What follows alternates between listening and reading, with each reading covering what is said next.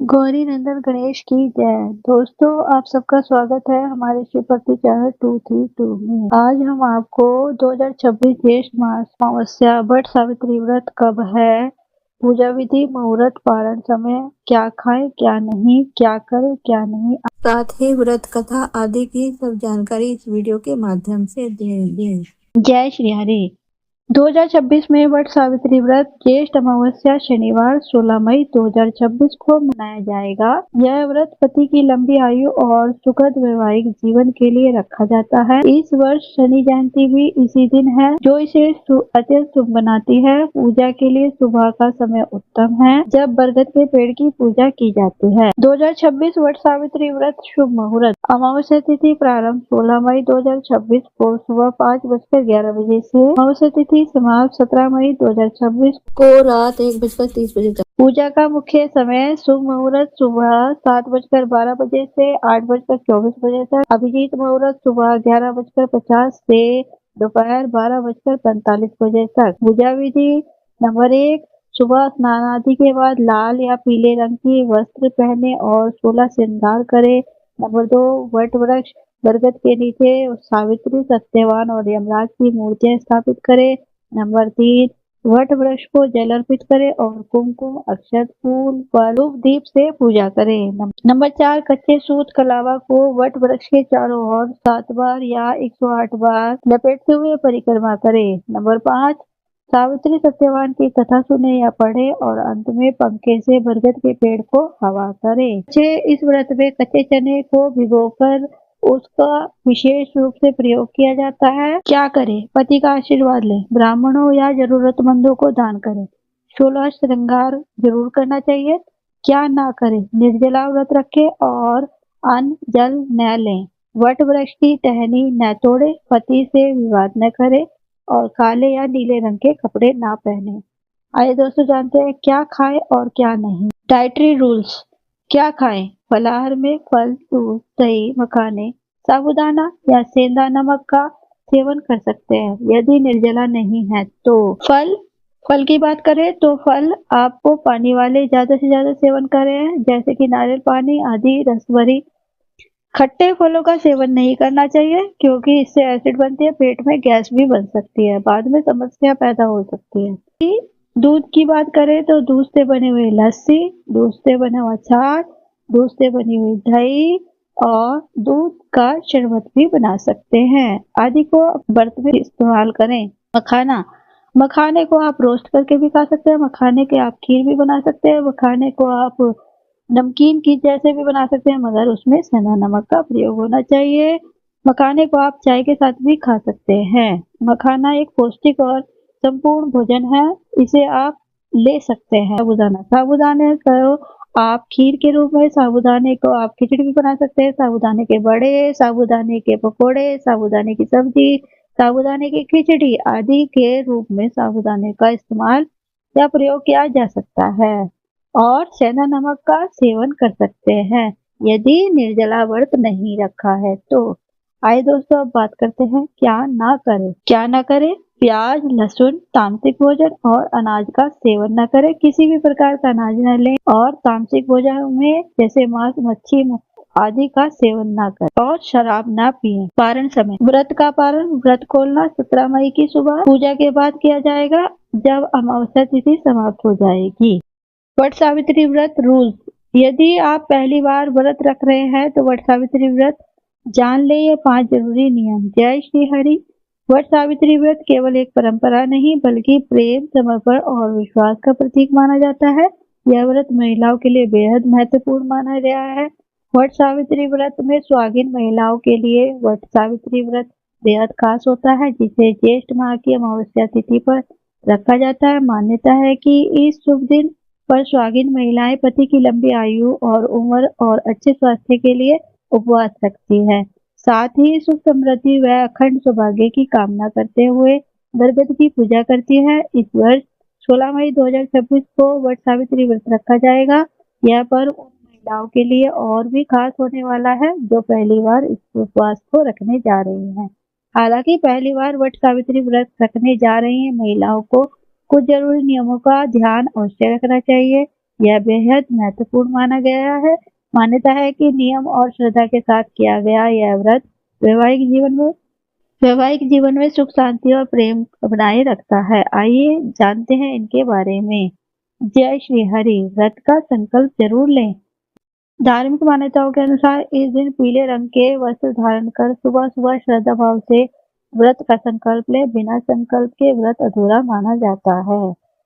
What वृक्ष की परिक्रमा करें। मान्यता के अनुसार बरगद के पेड़ की पूजा करने के बाद आप उसकी परिक्रमा अवश्य करें और कच्चा सूत बांधे, और यह वैवाहिक जीवन की मजबूती और पति की लंबी उम्र का प्रतीक माना जाता है।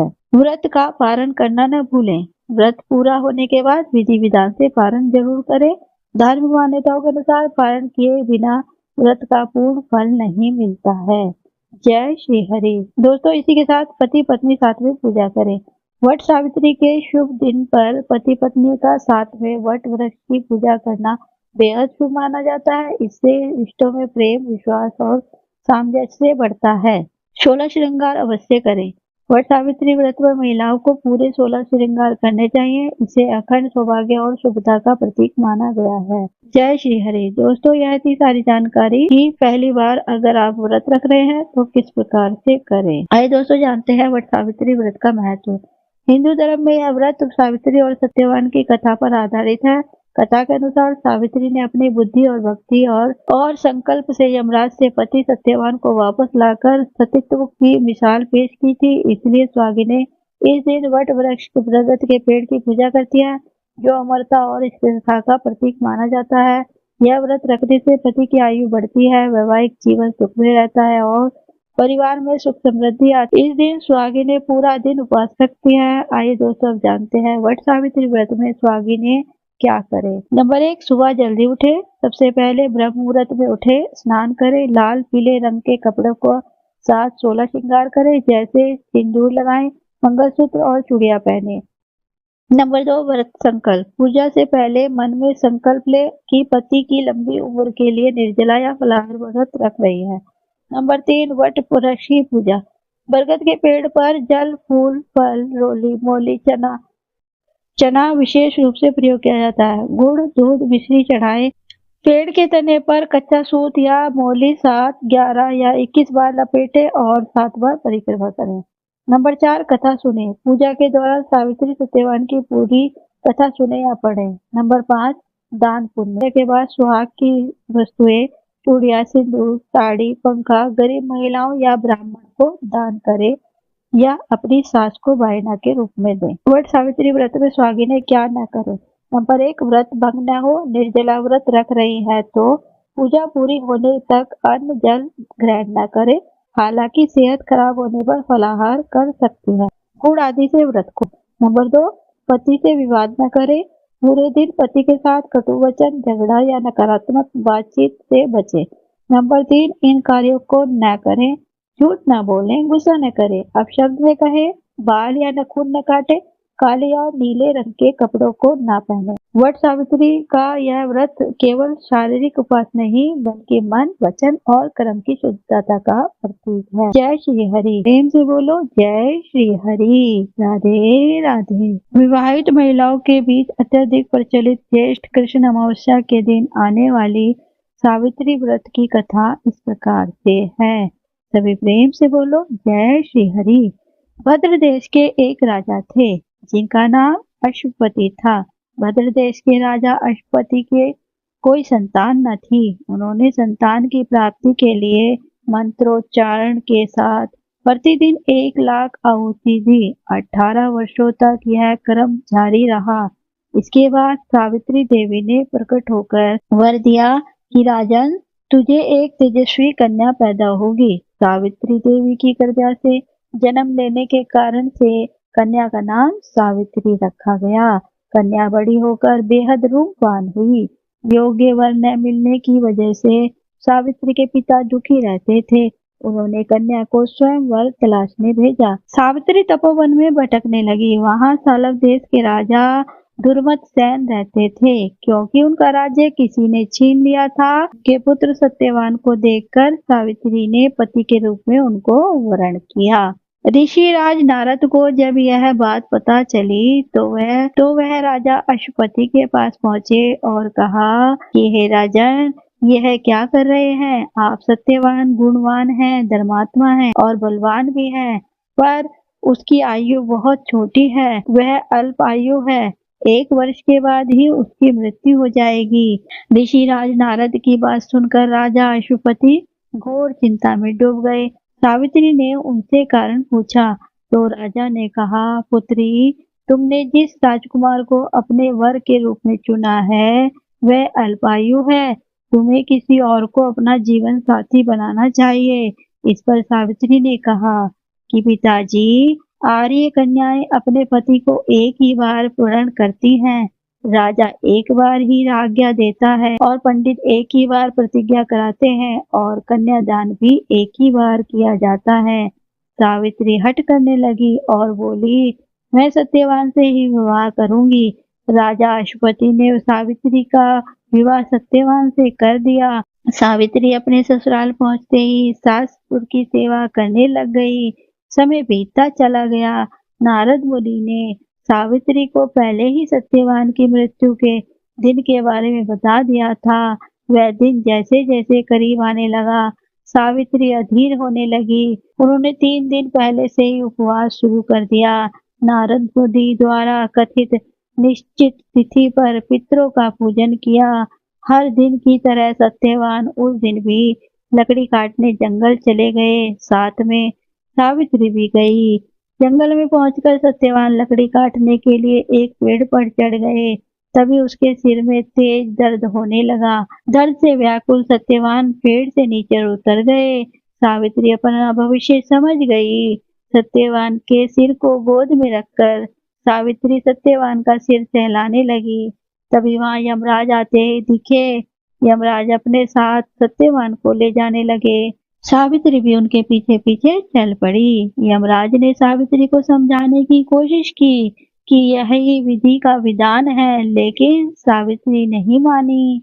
सावित्री की निष्ठा और पतिपरायणता को देखकर यमराज ने सावित्री से कहा कि हे देवी, तुम धन्य हो, तुम मुझसे कोई भी वरदान मांगो। सावित्री ने कहा कि मेरे सास ससुर वनवासी और अंधे हैं, उन्हें आप दिव्य ज्योति प्रदान करें। यमराज ने कहा, ऐसा ही होगा, जाओ, अब लौट जाओ पुत्री। लेकिन सावित्री अपने पति सत्यवान के पीछे पीछे चलती रही। यमराज ने कहा, देवी, तुम वापस जाओ। सावित्री ने कहा, भगवान, मुझे अपने पति देव के पीछे पीछे चलने में कोई परेशानी नहीं है। पति के पीछे चलना मेरा कर्तव्य है। यह सुनकर उन्होंने फिर से उसे एक और वर मांगने के लिए कहा। सावित्री बोली, हमारे ससुर का राज्य छिन गया है, उसे पुनः वापस दिला दें। यमराज ने सावित्री को यह वरदान भी दे दिया और कहा, अब लौट जाओ। लेकिन सावित्री पीछे पीछे चलती रही। यमराज ने सावित्री को तीसरा वरदान मांगने को कहा। इस पर सावित्री ने 100 संतानों और सौभाग्य का वरदान मांगा। यमराज ने इसका भी वरदान सावित्री को दे दिया। सावित्री ने यमराज से कहा कि प्रभु, मैं एक पतिव्रता पत्नी हूँ और आपने मुझे पुत्रवती होने का आशीर्वाद दिया है। यह सुनकर यमराज को सत्यवान के प्राण छोड़ने पड़े। यमराज अंतर्ध्यान हो गए और सावित्री उसी वट वृक्ष के पास आ गई जहाँ उसके पति का मृत शरीर पड़ा हुआ था। सत्यवान जीवित हो गया और दोनों खुशी खुशी अपने राज्य की ओर चल पड़े। दोनों जब घर पहुंचे तो देखा कि माता पिता को दिव्य ज्योति प्राप्त हो गई है। इस प्रकार सावित्री सत्यवान चिरकाल तक राज्य सुख भोगते रहे। अतः पतिव्रता सावित्री के अनुरूप ही प्रथम अपने सास ससुर का उचित पूजन करने के साथ ही अन्य विधियों को प्रारंभ करे। वट सावित्री व्रत करने और इस कथा को सुनने से उपासक के वैवाहिक जीवन या जीवन साथी की आयु पर किसी प्रकार का कोई संकट आया भी हो तो वह टल जाता है। कथा अधूरी हो तो श्री हरि इस कथा को पूरा करे। कथा सुनने वाले, सुनाने वाले और हुंकारा भरने वाले पर श्री हरि की कृपा हमेशा बनी रहे। दोस्तों, अगर आपको यह कथा अच्छी लगी हो तो वीडियो के डिस्क्रिप्शन बॉक्स में जय श्री हरि ना भूले तथा साथ ही हमें यह लिखें कि आपके यहाँ वट सावित्री व्रत किस प्रकार से किया जाता है। साथ ही बेल आइकन के बटन को दबाएं। कथा अच्छी लगे तो वीडियो को लाइक करें, शेयर करें एंड सब्सक्राइब करें। चैनल पर पहली बार हैं तो अंत तक बने रहने के लिए आपका बहुत बहुत धन्यवाद। यह वीडियो यहीं तक, फिर मिलते हैं किसी अन्य वीडियो और कथा के साथ। तब तक जय श्री हरि, राधे राधे।